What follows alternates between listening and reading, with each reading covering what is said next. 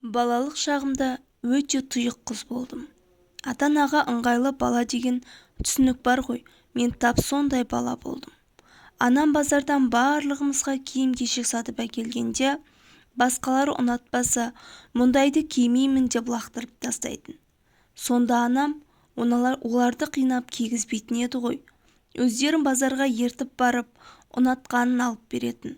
Ал бауырларымның кимей тастаған киімдерін үнсіз көнетін маған кигізіп қоятын. Мен осылай өстім. Сыныбымда да сырласатын құрбым жоқ еді, деуге болады. Көбіне ата-анамның ақылын тыңдайтынмын. Қолыма кітап беріп, сабағыңды оқып болсаң, көбірек ой-өрісіңді кеңейтуге септігін тигізеді деп кітап оқытатын. Өзімнің де кітап оқуға деген қызығушылығым болған шығар. Мен кітап оқып, өзіммен өзім отырушы едім. Есейе келе күнделік арнадым. Арманшыл бала болдым. Атақты адам болсам, менің осы жазғандарым өзіме керек болады деп, өмірімдегі әсерлі сәттерді күнделігіме тізіп жаза берген екенмін. Күнделік деген ол, әр адамның жеке сыр сандығы емес пе? Ондағы сырымды ешкім оқып қоймасын деп, өзімнен басқа адамдардан қызғыштай қорушы едім. Ешкім таппайтын жерге жасырып, керек кезінде сырымды ақтарып осылай жүрдім. Өскенде жазушы боламын. Осы жазбаларынан болашақта жарық көретін кітабыма арқау боларлық дүниелер табылар деген үмітім де болды. Сабақ үлгерімім өте жақсы болды. Сондықтан әке-шешем мені қарапайым орта мектептен лицейге ауыстырды. Ол жақта да сабағым өте жақсы болды. Артық қылықтарым жоқ.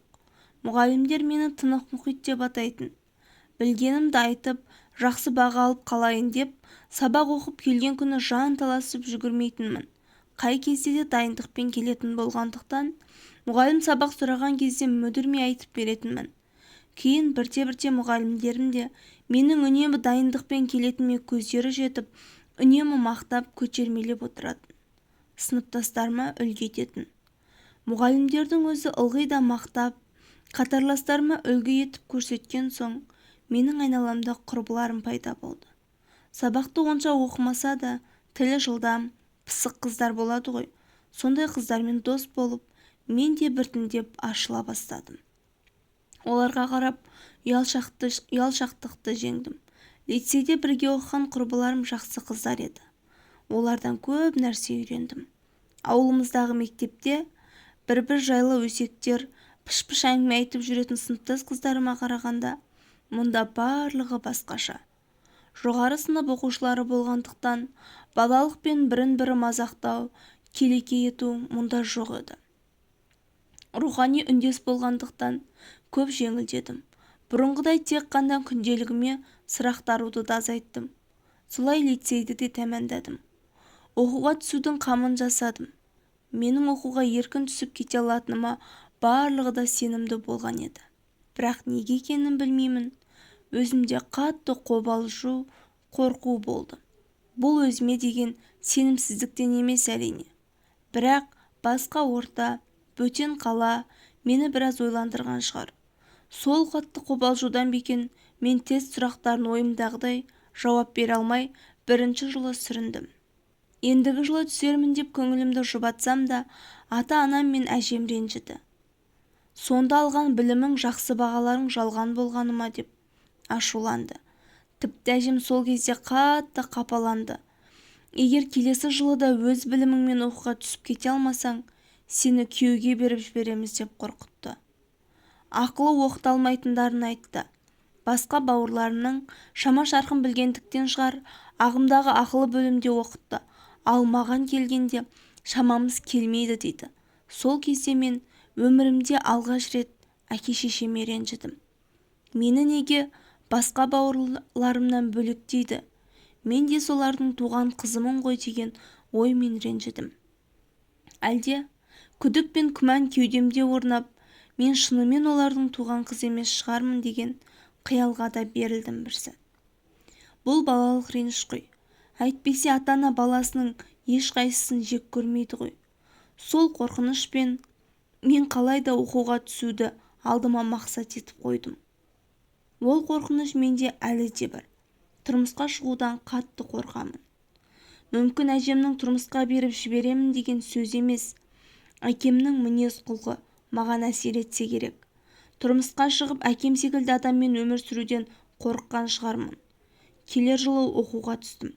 Бірақ мен оқуға түскен жылы әке-шешем ажырасып кетті. Олардың арасындағы кикілжің бір күнде пайда болып, бір күнде айырылысып кеткендерін мен жақсы білемін. Өйткені әкемнің мінез-құлқы ауырлау, қатал адам болады. Адам көбінесе жасырып, жасқап, әкемнің кемшіліктерін басқаларға білдірмеуге тырысты.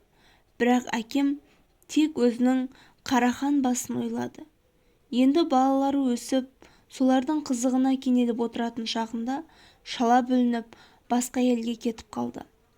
Осы жағдайдың барлығы маған қатты әсер етті. Ата-анамның ажырасуы менің өмірімдегі ең ауыр соққылардың бірі болды. Сондықтан әкеме деген жеккөрініш күшейіп, бүкіл ер азаматты жек көре бастадым. Тұрмысқа шығуға деген қорқынышым тіпті күшейе түсті бұл кезде.